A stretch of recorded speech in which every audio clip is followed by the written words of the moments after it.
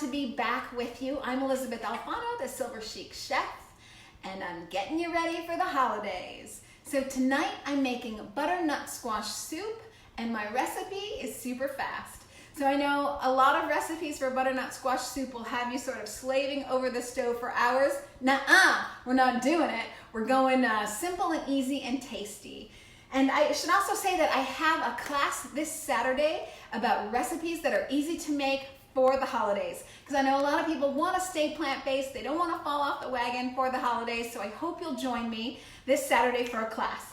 Okay, and it's an online class, so anybody can join in. Just hit up my website, elizabethalfano.com, or my Facebook page, Elizabeth, Host of Awesome Vegans, to get into my class on Saturday.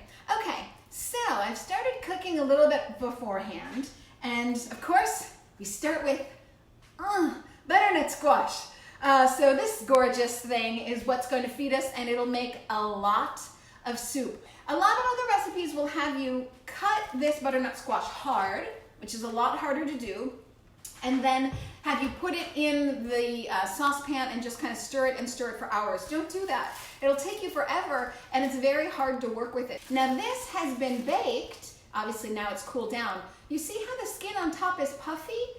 I'm not gonna have to peel it. It just comes right off. I'm not gonna have to spend any time with a peeler and maybe even slicing my fingers or anything crazy like that. You see how I'm just gonna lift this skin right off because I've already baked it in full. But none of the juices have eked out or anything, so it's not like I'm losing anything by doing this right now. Squash seeds are excellent snack for kids. You just roast them and salt them. I don't do any oil. I really love them. I'm of course not going to put them in my soup. So that's ready to go.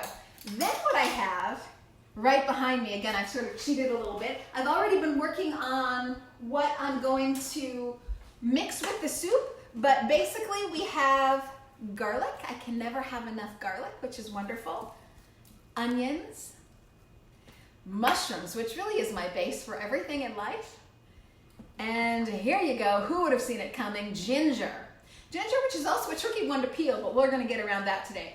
Okay, so what we've talked about whenever I saute things, which was what we're gonna be doing here with mushrooms, garlic, ginger, and onions, is if you want to avoid oil, which there's no reason that this very rich soup can't be low in calories as well. I mean, my gosh, it's butternut squash and mushrooms and onions, you know? So you don't have to put oil in it and it can still be a very rich soup. So I do, in a saucepan about this big, about a quarter to a half a cup of mushroom broth. Now I'm gonna take my garlic, smash my garlic right like that, and then I can peel my garlic super fast, and then I chop my garlic right up. Okay, now you are gonna blend this later on, so you don't have to chop anything too fine. Slice up my mushrooms. I've got my onions, and I'll put this in as well. So ginger can be a little bit tricky. Sometimes what I do, it depends on what kind of rush I'm in. I can use a spoon. I know it's gonna sound crazy, but it's a little bit easier than, it's because the skin just kind of peels right off. I can use a spoon instead of a peeler. Ginger can be very potent. Gotta watch your ginger, people. Ginger can be very potent, so I just dice it up into little bits, even though again, I am going to be putting this in the blender later, but okay, so you get me. All these ingredients together would be going into my saucepan. Oh, nice.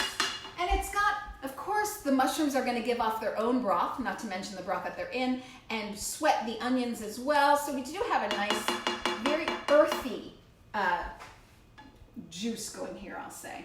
I've already salt and peppered. Now, I always tell you guys, salt as you go. Don't salt at the end or you will over salt. Things are happening, things are happening. Not high.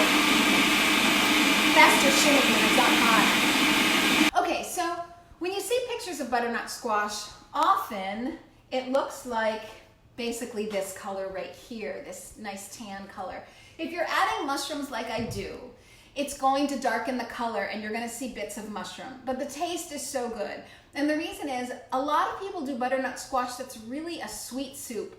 And yes, butternut squash does lean into sweetness for sure, but if you make it too sweet, you've sort of candied this soup, which is a weird thing for soup, particularly in harvest time when you have a Thanksgiving meal that's all about the cornucopia of vegetables. That's really what they were giving thanks for, is that plethora of, grains and mushrooms and celeries and onions and sweet potatoes and butternut squash.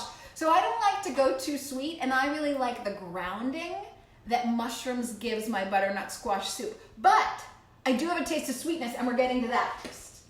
Ooh, it's looking good. It's looking good. But you see, it's dark. It does have that darker color from mushrooms. Okay. It's good. Okay, we've got two options here. Right now, it's kind of a porridge. So I need to add either soy milk or coconut milk. This is going to help me move over to... I barely have enough room here, folks. I've got so much going on. This is going to help me move over to more of a soup than a porridge. Clean as you go. That way it's not that big a deal. So I'm going to do 4 tablespoons of maple syrup. Yes, there we go. So now it is turning into a butternut squash soup more than a porridge. So I have a holiday tradition where every Thanksgiving I go surfing. So I don't have time to cook on Thanksgiving, quite frankly. I gotta ride some waves. So that's why I'm doing this now. I already made half of my stuffed turkey breasts, so that's ready to go. And here I'm going to freeze my butternut squash soup.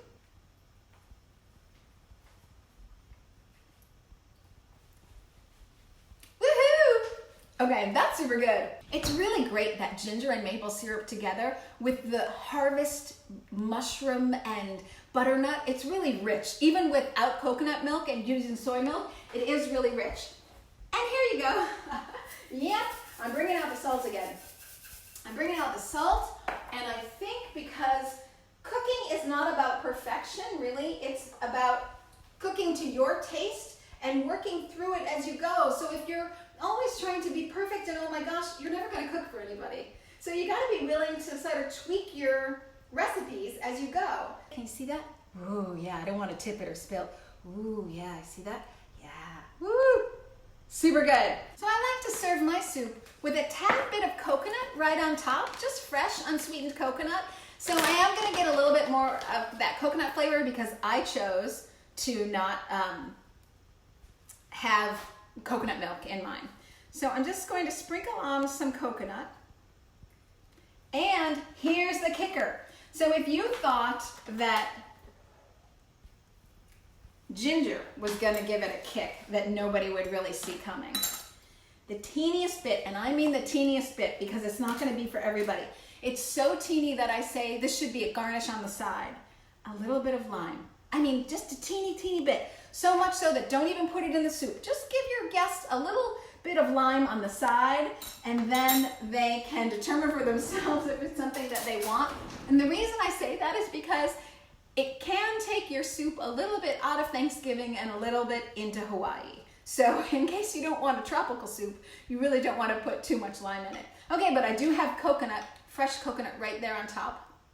Can you see that great soup? Can you see that?